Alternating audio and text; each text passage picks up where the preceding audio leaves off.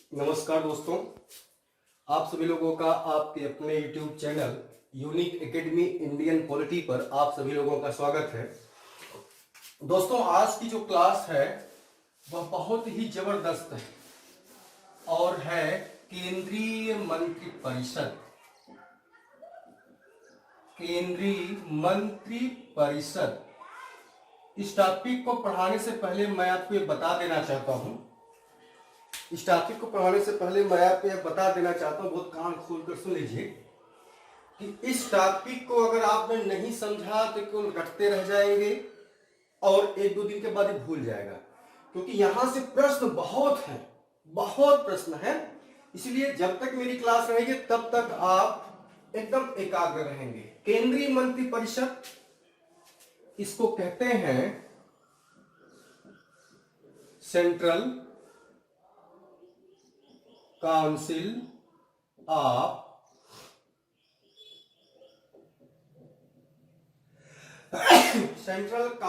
Of minister. ये आज की टॉपिक है, केंद्रीय मंत्री परिषद, सेंट्रल काउंसिल ऑफ मिनिस्टर, केंद्रीय मंत्री परिषद। ठीक है, तो दोस्तों केंद्रीय मंत्री परिषद की हम बात करें तो मंत्री परिषद क्या होता है ये आप पीछे कुछ पढ़े होंगे। मैं आपको जानकारी के लिए बता दूं कि जो मैं पढ़ाता हूं एकदम बेस के साथ। मेरी सबसे बड़ी क्वालिटी ये होगी कि आपको बताने की कि आपको मैं बेस से पढ़ाऊं। बेस नहीं होगा तो ऊपर की बातें क्लियर हो जाए नहीं होंगी।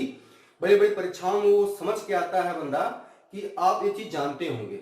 अगर आप नहीं जानते तो आपके अंदर फ्रस्ट्रेशन होती है। तो केंद्रीय मंत्री परिषद के बारे में एक फ्रेम बना ले कि मंत्री परिषद वो होती है जो मंत्रियों की एक संख्या को ही क्या कहते हैं, मंत्री परिषद कहते हैं।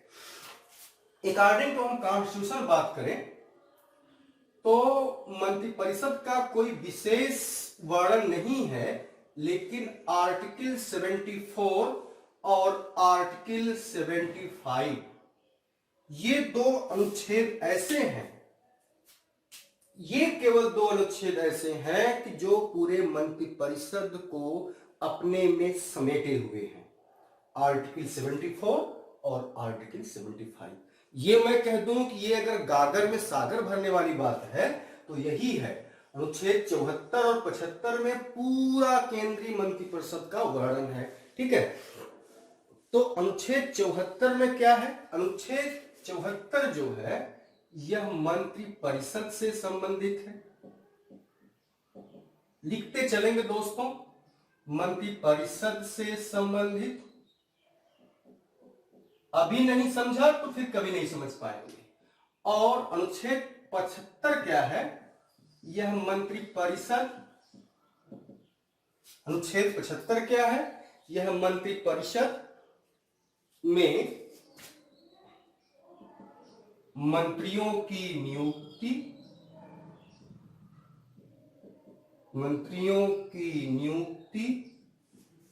शपथ,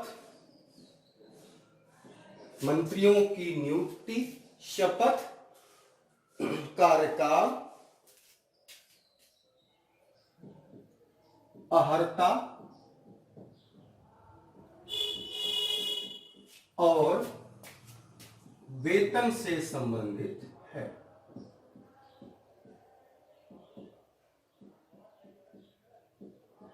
ये दो चीज समझें। मंत्री पर अनुच्छेद 74 जो है मंत्री परिषद से संबंधित है और अनुच्छेद 75 ये अगर मैं इतना काट दूं तो कंफ्यूजन नहीं होगी। मंत्रियों की नियुक्ति, शपथ, कार्यकाल, अहर्ता और वेतन से संबंधित है। बहुत ध्यान से सुने, ठीक है। अब हम इस पर चर्चा करते हैं। अनुच्छेद 74 आप अपनी कॉपी में ये लिख लिए होंगे, लेकिन शुरुआत करेंगे आर्टिकल 74 से। इसको मैं मिटा देता हूं, आप अपनी कॉपी में हेडिंग दे लेंगे आर्टिकल 74 क्या कहता है। लिखेंगे नंबर 1, राष्ट्रपति की सहायता के लिए। 74 की बात बोलना दोस्तों, राष्ट्रपति की सहायता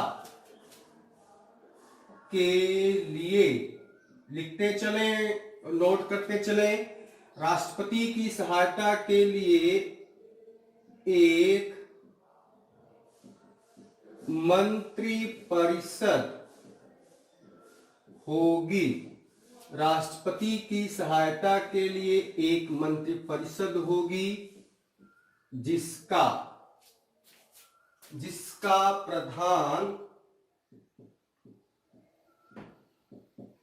प्रधानमंत्री होगा। यहां तक क्लियर? राष्ट्रपति की सहायता के लिए एक मंत्रिपरिषद होगी और जिसका प्रधानमंत्री होगा। आगे अगली लाइन इसी में दोस्तों, राष्ट्रपति मंत्रिपरिषद की सलाह से, राष्ट्रपति मंत्रिपरिषद की सलाह से कार्य करेगा। राष्ट्रपति मंत्रिपरिषद की सलाह से कार्य करेगा। ठीक है। आगे, किसी विचार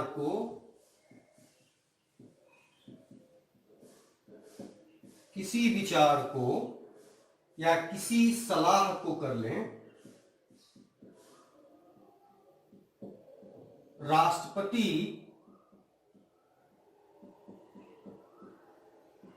पुनर्विचार के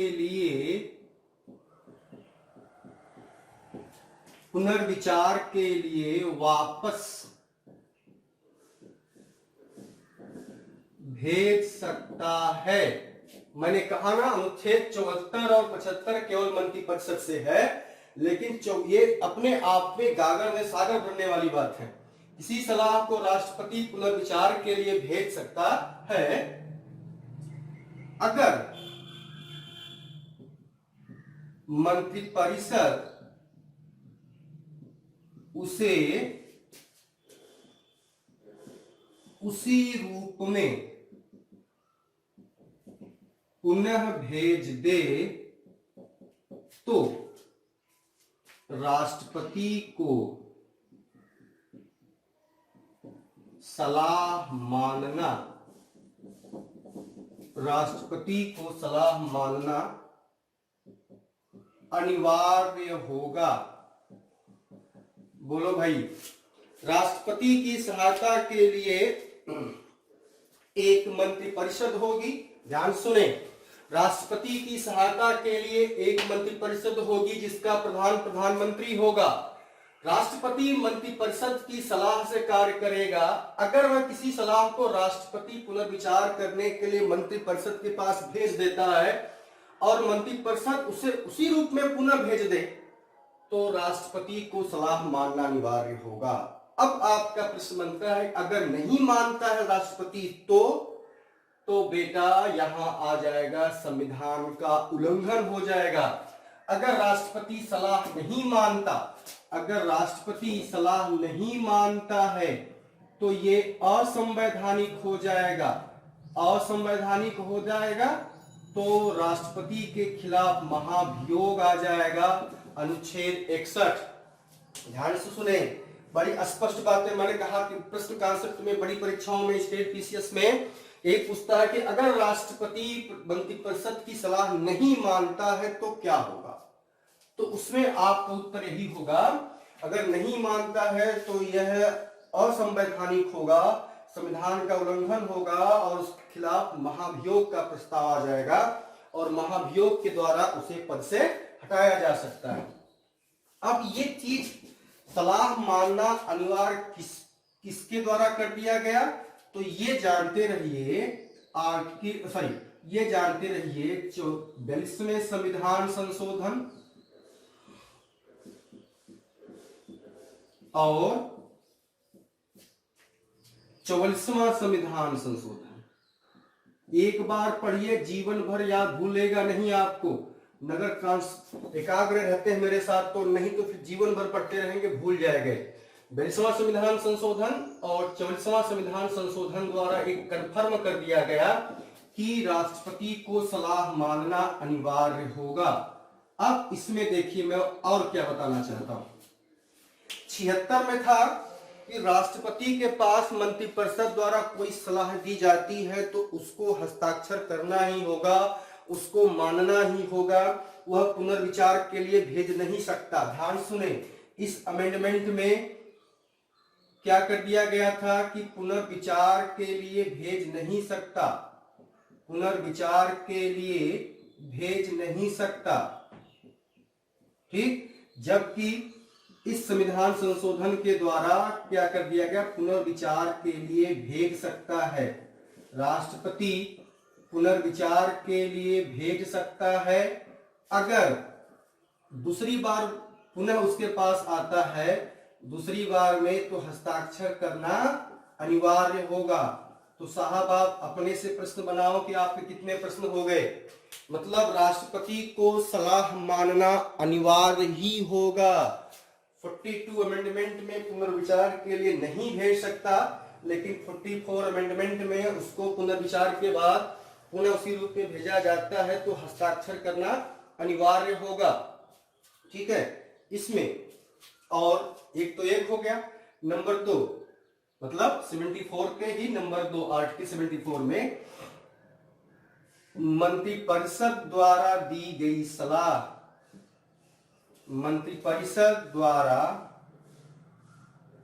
दी गई सलाह, मंत्रिपरिषद द्वारा दी गई सलाह न्यायालय में प्रश्नगत नहीं हो सकती। मतलब राष्ट्रपति को, और जोड़ लेंगे क्लियर नहीं होता है तो, राष्ट्रपति को मंत्रिपरिषद द्वारा दी गई सलाह न्यायालय में प्रश्नगत नहीं हो सकती। तो ये आर्टिकल 74 में है, कोई दिक्कत नहीं होनी चाहिए। अब नहीं भूलेगा, मैंने 2-3 प्रश्न यहां बता दिया कि राष्ट्रपति को मंत्रिपरिषद की सलाह मानना अनिवार्य है। ठीक है, चलिए अब 75 की बात करते हैं।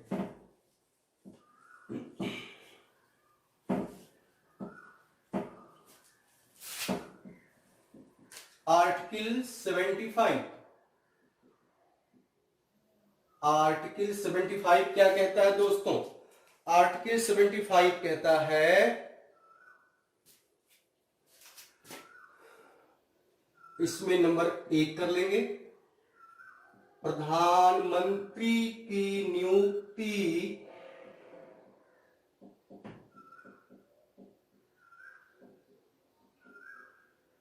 प्रधानमंत्री की नियुक्ति राष्ट्रपति करेगा और अन्य मंत्रियों की नियुक्ति,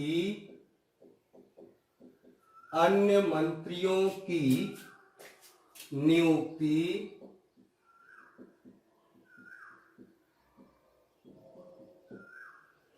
प्रधानमंत्री की सलाह पर, अन्य मंत्रियों की नियुक्ति प्रधानमंत्री की सलाह पर राष्ट्रपति करेगा। अब यहां 3 प्रश्न बन गए। एक प्रश्न बन गया साहब कि प्रधानमंत्री की नियुक्ति होती है या निर्वाचन होता है, तो बता दोगे आप साहब नियुक्ति होती है। एक प्रश्न और बन गया, कौन करता है? राष्ट्रपति करता है। ठीक, अन्य मंत्रियों की नियुक्ति कौन करता है? राष्ट्रपति करता है। किसकी सलाह पर करता है? प्रधानमंत्री की सलाह पर करता है। यहां पर प्रधानमंत्री की सलाह अनिवार्य है। वह अपने विवेक से किसी को मंत्री के पद पर, मतलब राष्ट्रपति विवेक से या अपनी इच्छा से किसी व्यक्ति को मंत्री के पद पर नियुक्त नहीं कर सकता। वह प्रधानमंत्री की सलाह पर ही मंत्रियों की नियुक्ति करेगा। दूसरी बात प्रश्न है कि लोकसभा में ऐसे नहीं किसी को वह प्रधानमंत्री के पद पर राष्ट्रपति नियुक्त कर देगा। मैं पिछली कक्षा में बताया हूं, फिर बता देता हूं कि लोकसभा में जिस राजनीतिक दल को बहुमत प्राप्त होता है, उस बहुमत दल के नेता को राष्ट्रपति प्रधानमंत्री के पद पर नियुक्त करता है। ठीक है, दूसरी बात, और मोस्ट इंपॉर्टेंट कर लेंगे इसको आप मोस्ट इंपॉर्टेंट करेंगे दोस्तों। क्या? मंत्रिपरिषद की कुल संख्या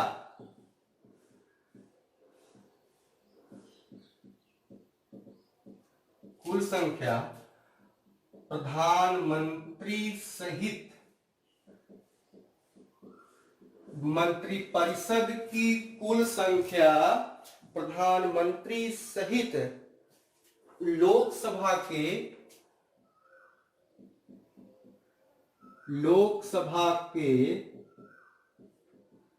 सदस्यों की कुल संख्या के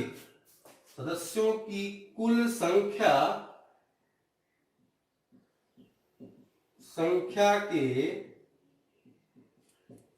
15% से अधिक नहीं होगी।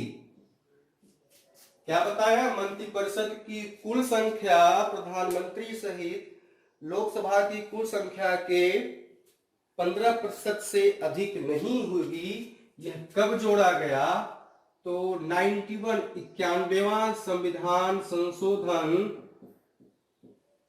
2003, 91 संविधान संशोधन 2003 द्वारा इसको जोड़ा गया। नंबर 3 क्या कहता है दोस्तों? नंबर 3 कहता है मंत्रिपरिषद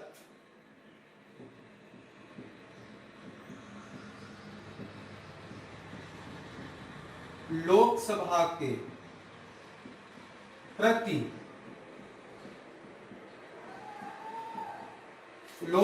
के प्रति सामूहिक रूप से उत्तरदायी होती है। इसका क्या मतलब? यहां से प्रश्न बहुत है। आर्टिकल 75 का 3 कहता है कि मंत्रिपरिषद लोकसभा के प्रति सामूहिक रूप से उत्तरदायी होती है। तो पहले तो ये इंपॉर्टेंट है कि मंत्रिपरिषद किसके प्रति उत्तरदायी होती है? तो लोकसभा के प्रति उत्तरदायी होती। पहली बात। दूसरी बात इसमें क्या बनता है? अगर लोकसभा के प्रति उत्तरदायी दोस्तों, तो अविश्वास का प्रस्ताव कहां लाया जाएगा? अब इसी से कॉन्सेप्ट से ही समझिए, रटने की जरूरत नहीं है। अगर आप रटने की कोशिश करेंगे तो कभी याद नहीं होगा। जब लोकसभा के मंत्रिपरिषद लोकसभा के प्रति उत्तरदायी होगी तो अविश्वास का प्रस्ताव कहां लाया जाएगा? लोकसभा में लाया जाएगा, राज्यसभा में नहीं लाया जाएगा। यही से कॉन्सेप्ट से ही, इस टॉपिक से ही प्रश्न क्लियर है कि अविश्वास का प्रस्ताव कहां लाया जाएगा? लोकसभा में लाया जाएगा। ना तो संसद में लाया जाएगा, ना तो राज्यसभा में लाया जाएगा। वो कहां लाया जाएगा? लोकसभा में लाया जाएगा। ठीक है। जो सामूहिक उत्तरदायित्व की बात होती है, सामूहिक रूप से उत्तरदायित्व की बात होती है, ये इसको कहते हैं one for all and all for one. एक सबके लिए, एक सबके लिए,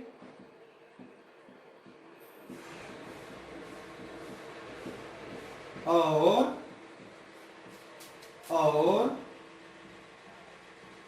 सब एक के लिए। एक सबके लिए और सब एक के लिए। इसका क्या मतलब? अगर मंत्रिपरिषद में किसी विचार पर आप पर मतभेद है, मंत्रिपरिषद बैठी है, उसमें किसी विचार या प्रस्ताव पर मतभेद है, तो मतभेद वहीं तक रहे। अगर वह चीज लोकसभा में निकल कर आ गई तो आप उस सरकार के खिलाफ अविश्वास का प्रस्ताव विपक्षी पार्टी द्वारा लाया जा सकता है और सरकार गिर भी सकती है। इसीलिए जब कोई प्रस्ताव आप देखते हैं संसद भवन में लाया जाता है तो लोग उसका जो है जितने भी मंत्रिपरिषद मेंबर हैं उसको मानने के लिए क्या होते हैं? अनिवार्य होते हैं। अब एक बात और बेटा, मोस्ट इंपॉर्टेंट लाइन नोट करके, बल्कि लिख लेंगे आप, नोट 1 करके, इसी में है 5वें के नोट 1 में ही है। क्या है दोस्तों?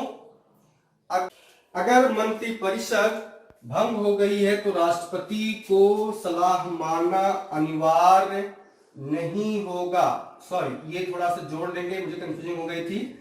अगर मंत्रिपरिषद भंग हो गई है तो भी राष्ट्रपति को किसी भी मामले पर सलाह मानना अनिवार्य होगा। नंबर 2, अगर कोई मंत्री राज्यसभा का सदस्य है तो मंत्रिपरिषद के त्यागपत्र देने पर भी उसे अपना त्यागपत्र देना होगा। क्लियर?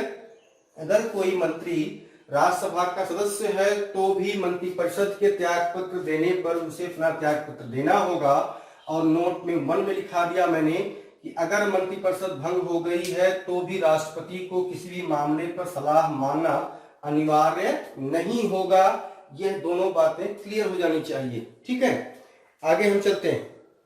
एक चीज और, अगर मंत्रिपरिषद के किसी मंत्री को अगर किसी विचार पर मतभेद है तो वह त्यागपत्र दे सकता है। नोट 2 कर लेंगे, नोट 3 कर लेंगे। क्या? भीमराव अंबेडकर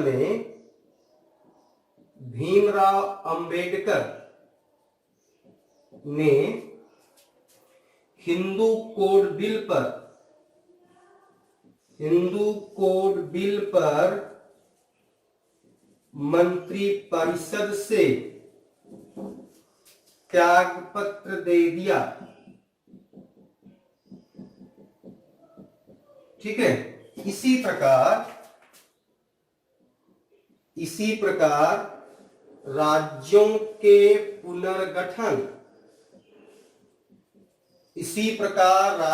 के पुनर्गठन मामले पर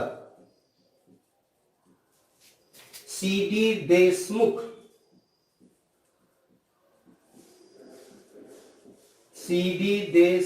ने त्यागपत्र दे दिया। ठीक है, और एक और, आरिफ मोहम्मद ने तलाक, मुस्लिम महिला तलाक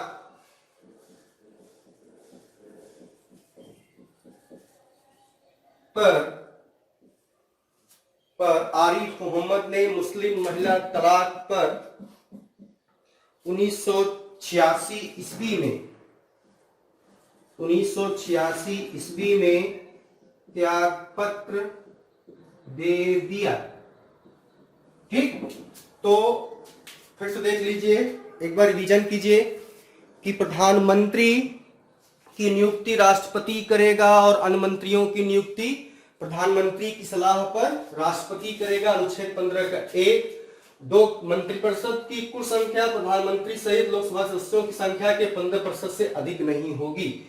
91 संविधान संशोधन 2003।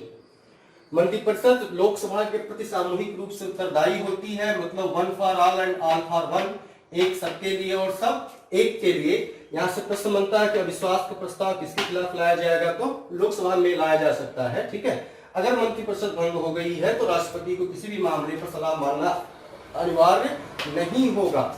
सलाह मानना, ये मैं बोला कर देता हूं, ये इंपॉर्टेंट है, सलाह मानना अनिवार्य नहीं होगा। नंबर 2, अगर कोई मंत्री राज्यसभा का सदस्य है और मंत्रिपरिषद को त्याग देने पर, मंत्रिपरिषद के त्याग पत्र देने पर उसे भी अपना त्याग पत्र देना होगा।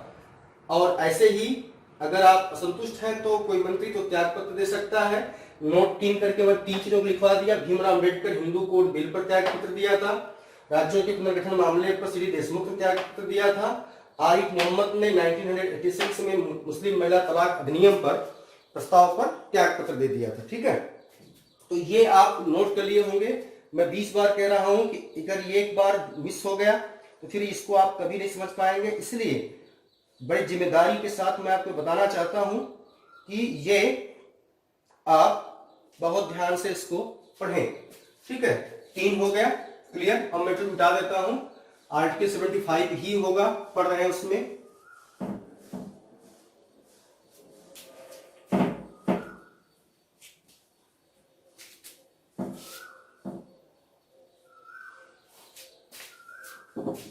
8। अगला चौथा होगा, ठीक है। चौथा क्या कहता है? किसी राजनीतिक दल का,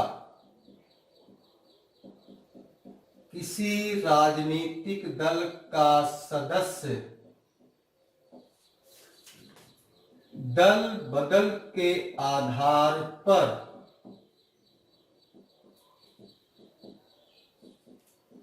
दल बदल के आधार पर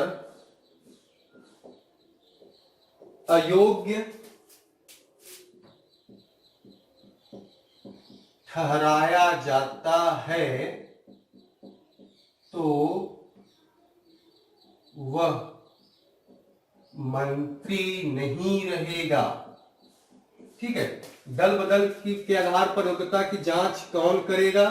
तो एक नई चीज जानिए, लोकसभा का अध्यक्ष इसका प्रमाणीकरण करेगा। ठीक है, तो 75 का 4 था, 75 का 5, पांचवा नंबर। ठीक है, 5 का क्या कहता है? अगला जो भी होगा वो आप हेडिंग दे लीजिएगा। ठीक, ये क्या है? मंत्री राष्ट्रपति के प्रसाद पर्यंत पद धारण करते हैं। इसका क्या मतलब? ऐसा नहीं कि जब चाहे राष्ट्रपति इन्हें मंत्री के पद से हटा दे, ऐसा नहीं। ये है कि ये तब तक मंत्री बने रहेंगे जब तक उस राजनीतिक दल को लोकसभा में बहुमत हासिल होगा। जो बहुमत हट गया, ये अपना त्याग पत्र किसको दे देंगे? राष्ट्रपति को दे देंगे। ठीक है, और अगली लाइन इसी से होती है, इसी से जुड़ी हुई है। मंत्री राष्ट्रपति के प्रति, मंत्री राष्ट्रपति के प्रति व्यक्तिगत रूप से उत्तरदायी होते हैं। मंत्री व्यक्तिगत रूप से राष्ट्रपति के प्रति उत्तरदायी होते हैं, और सामूहिक रूप से पूछे तो दोस्तों लोकसभा के प्रति। ठीक है, अगर सामूहिक रूप से पूछे तो लोकसभा के प्रति उत्तरदायी होते हैं। ठीक है, अगला 7, राष्ट्रपति मंत्रियों को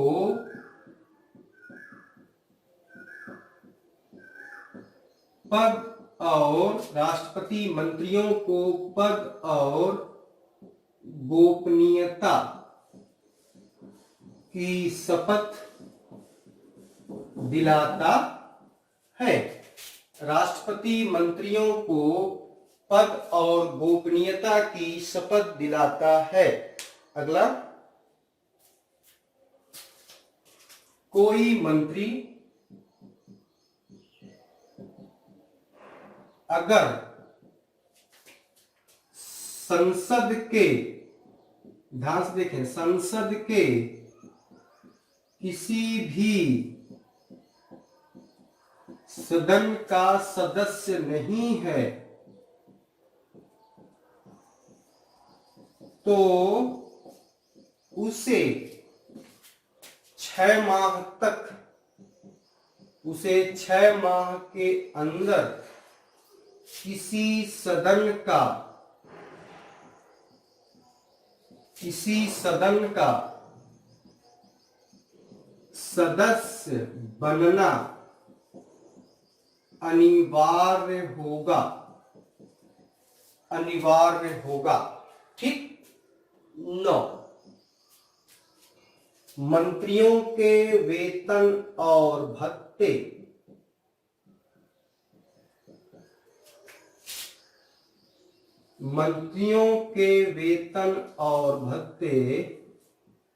संसद तय करती है। मंत्रियों के वेतन और भत्ते संसद तय करती है। ठीक है। और अगली बात एक चीज और आपको बता दूं, ये तो 75 हो गया। आर्टिकल 88, कोई भी मंत्री किसी भी सदन में अपना पक्ष रख सकता है। ठीक है। परंतु मतदान के समय अपना मत वही देगा जिस सदन का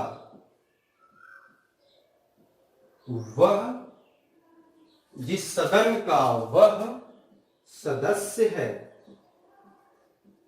ठीक।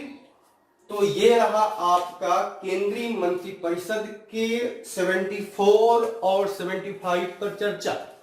74 और 75 में ही पूरी मंत्रिपरिषद भरी हुई है। दो ही अनुच्छेद मंत्रिपरिषद को डिफाइन कर देते हैं। इसीलिए ये ध्यान दीजिए कि जो हमारी संसदीय व्यवस्था है उसका एक नाम और है, और वो है मंत्रिमंडलीय व्यवस्था। इसको कभी कभी मंत्रिमंडलीय व्यवस्था भी कहा जाता है, और इसको कभी कभी प्रधानमंत्री व्यवस्था भी कहा जाता है। ठीक है। तो आज की क्लास यहीं तक। कल की जो क्लास होगी, अब तो ये बता दिया मंत्रिपरिषद क्या होती है। कल की जो क्लास हमारी है वो ध्यान दे देंगे। मैं इसको भी डिलीट नहीं कर रहा हूं, इरेज नहीं कर रहा हूं, क्यों हो सकता है आप लिख नहीं पाए हो, तो जरूर लिखिएगा, निवेदन है मेरा, क्योंकि इसमें से प्रश्न बहुत आते हैं। कल हमारा टॉपिक होगा कि मंत्रिपरिषद और मंत्रिमंडल में अंतर, एक टॉपिक ये होगा। दूसरा टॉपिक ये होगा कि मंत्री कितने प्रकार के होते हैं। कल हमको ये चीज और बता देना है आपको। कैबिनेट मंत्री क्या होते हैं, राज्य मंत्री, इसी में एक और आता है स्वतंत्र प्रभार, इसी में आता है उप मंत्री, और एक टॉपिक और जुड़ गया है, वह है किचन कैबिनेट। ये क्या होती है। ठीक है। तो ये टॉपिक देख लीजिए, हमें उम्मीद है कि आप इसको नोट कर लेंगे। मैं 20 बार कह रहा हूं कि ये टॉपिक बहुत ही इंपॉर्टेंट है। अभी नहीं समझे तो कभी नहीं समझ पाएंगे। इसलिए एकाग्र होकर पूरी वीडियो ध्यान सुनिएगा। नहीं समझ में आएगा तो कमेंट बॉक्स में आइएगा, लिंक पर जाकर के कमेंट कीजिएगा। नहीं आएगा प्रश्न उत्तर तो मैं उसका जवाब दूंगा। कॉन्सेप्ट क्लियर होना चाहिए, क्योंकि अगर कॉन्सेप्ट क्लियर नहीं है, अगर कॉन्सेप्ट नहीं क्लियर है तो ये रटते रह जाएंगे, संविधान नहीं आएगा। कुछ चीजें हैं रटने के लिए, लेकिन संविधान पूरा कॉन्सेप्चुअल है, ये क्लियर बात है।